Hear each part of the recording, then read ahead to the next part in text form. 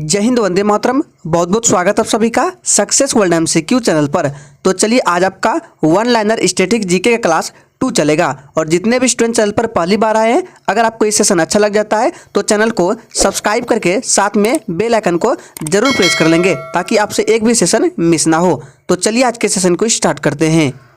तो कल वाले सेशन में 30 प्रश्न हो चुका था, आज 31 से चलेगा। तो प्रश्न है, कैंसर के उपचार में किस रेडियो समस्थानिक का उपयोग होता है? सही जवाब है कोबाल्ट 60 का। याद रखना है, कोबाल्ट 60 का उपयोग कैंसर के उपचार में किया जाता है। इससे संबंधित प्रश्न है, अगर आपसे पूछे कि थोराइड कैंसर में किसका उपयोग किया जाता है तो आयोडीन 131 का। दोनों को याद रखना इंपॉर्टेंट है।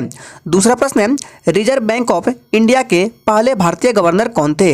इसका सही जवाब है CD देशमुख। याद रखना है, रिजर्व बैंक ऑफ इंडिया के पहले भारतीय गवर्नर CD देशमुख थे। अगर आपसे पूछे कि रिजर्व बैंक ऑफ इंडिया के पहले गवर्नर सिर्फ पूछे तो ऑसबॉर्न स्मिथ हो जाएगा, ध्यान रखना है। वर्तमान में गवर्नर कौन है तो शक्तिकांत दास है, जो कि 25वें नंबर के गवर्नर है, ध्यान रखना है। नेक्स्ट क्वेश्चन करते हैं, कौन से विटामिन पानी में घुलनशील है? इसका सही जवाब है विटामिन बी एंड सी। याद रखना है, विटामिन बी और सी ये पानी में घुलनशील होते हैं। बचे विटामिन ए, डी, ई और के, ये वसा में घुलनशील होते हैं। इसका ट्रिक को याद रखना है। इसका ट्रिक यहाँ पे लिखा है कीड़ा। देखिए यहाँ पे क्या लिखा है, KEDA, यानी कि ये जो विटामिन है वसा में घुलनशील है। आपको सिंपली याद रखना है कीड़ा विटामिन वसा में घुलनशील होते हैं।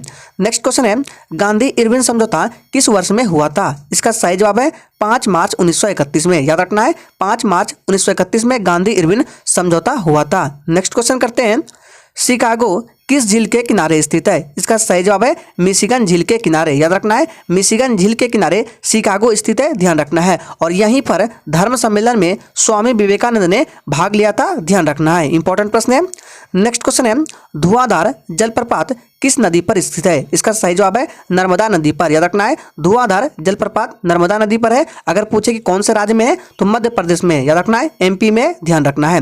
नेक्स्ट क्वेश्चन है, राष्ट्रपति के पास क्षमादान की शक्ति किस अनुच्छेद में है? इसका सही जवाब है आर्टिकल 72। याद रखना है, अनुच्छेद 72 में राष्ट्रपति के पास क्षमादान की शक्ति है, ध्यान रखना है। चलिए नेक्स्ट क्वेश्चन को करते हैं। और फ्रेंड्स, अगर आप लोग चाहते हैं कि इस सेशन में क्वेश्चंस की संख्या को बढ़ाया जाए तो आप लोगों से जितना हो सके इस सेशन को शेयर कीजिए, व्हाट्सएप ग्रुप में, फेसबुक ग्रुप में, जहां हो सके इस सेशन को पूरा शेयर कीजिए। नेक्स्ट क्वेश्चन है, भारत में सर्वाधिक जनसंख्या घनत्व किस केंद्र शासित प्रदेश का है? इसका सही जवाब है दिल्ली। फ्रेंड्स याद रखना है, अगर आपसे पूछे कि भारत में सर्वाधिक जनसंख्या घनत्व किस राज्य का है तो आपको बिहार टिक करना है, लेकिन केंद्र शासित पूछे तो दिल्ली हो जाएगा। वही बात करें, भारत में न्यूनतम जनसंख्या घनत्व किस राज्य का है तो अरुणाचल प्रदेश का है। नेक्स्ट क्वेश्चन है, माउंट केटू की ऊंचाई कितनी है? इसका सही जवाब है 8611 मीटर। याद रखना है, माउंट केटू की ऊंचाई 8611 मीटर है। और माउंट केटू ट्रांस हिमालय के काराकोरम में स्थित है। आपसे पूछा जाता है कि माउंट केटू कहाँ स्थित है तो याद रखना है ट्रांस हिमालय के काराकोरम में स्थित है। और इसी का नाम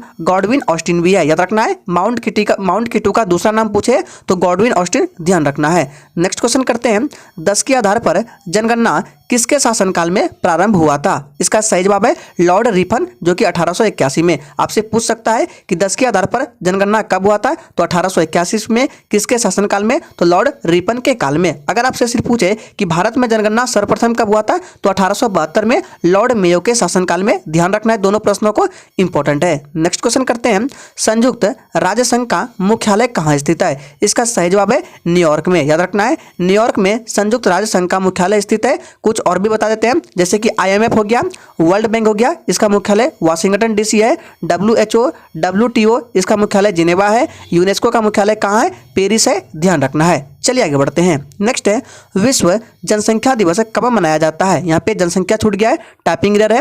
तो विश्व जनसंख्या दिवस कब मनाया जाता है? प्रत्येक वर्ष 11 जुलाई को मनाया जाता है। नेक्स्ट क्वेश्चन करते हैं, भारत में कितनी शास्त्रीय भाषाएं हैं? इंपॉर्टेंट प्रश्न है। इसका सही जवाब है भारत में 6 शास्त्रीय भाषाएं हैं। कौन कौन से हैं? देखिए यहाँ पे टाइपिंग एरर है, जब PDF मिलेगा तो सुधार कर दिया जाएगा। तो सबसे पहले शास्त्रीय भाषा है कन्नड़। याद रखना है, कन्नड़ कहाँ का है? कर्नाटक का है। दूसरा है मलयालम। मलयालम कहाँ का है? केरल का है।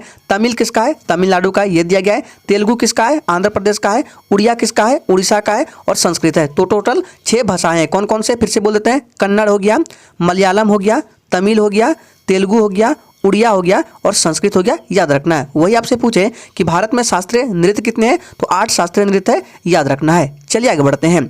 नेक्स्ट क्वेश्चन करते हैं, भारतीय राष्ट्रीय कांग्रेस की स्थापना कब हुई थी? इसका सही जवाब है 28 दिसंबर 1885 ईस्वी को। याद रखना है 28 दिसंबर 1885 ईस्वी को A.O. ह्यूम के द्वारा भारतीय राष्ट्रीय कांग्रेस की स्थापना की गई थी। याद रखना है। अगर आपसे पूछे कि भारतीय राष्ट्रीय कांग्रेस के प्रथम मुस्लिम अध्यक्ष कौन थे, तो याद रखना है बदरुद्दीन तैयब जी प्रथम मुस्लिम अध्यक्ष थे। अगर आपसे पूछे कि भारतीय राष्ट्रीय कांग्रेस के प्रथम अंग्रेज अध्यक्ष कौन थे, तो जॉर्ज यूले थे। याद रखना है। नेक्स्ट क्वेश्चन करते हैं, लाल बहादुर शास्त्री का समाधि स्थल का नाम क्या है? इसका सही जवाब है विजय घाट। याद रखना है विजय घाट लाल बहादुर शास्त्री का समाधि स्थल का नाम है। याद रखना है। आप लोग एक प्रश्न का आंसर कमेंट बॉक्स में देंगे कि भारतीय राष्ट्रीय कांग्रेस की स्थापना जिस समय हुआ उस समय का वायसराय कौन था। देखते हैं इस प्रश्न का कितने बस से आंसर कर पाते हैं। और फ्रेंड्स बात करते हैं पीडीएफ, तो देखिए जैसे ही आपके टोटल 500 प्रश्न पूरा हो जाते हैं आपको पीडीएफ दे दिया जाएगा। पीडीएफ कहाँ पर मिलेगा? तो टेलीग्राम चैनल पर मिलेगा। लिंक आपको वीडियो के डिस्क्रिप्शन बॉक्स में दिया गया है, जाइए ज्वाइन कर लीजिए। तो आज के लिए इतना ही, तब तक के लिए जय हिंद।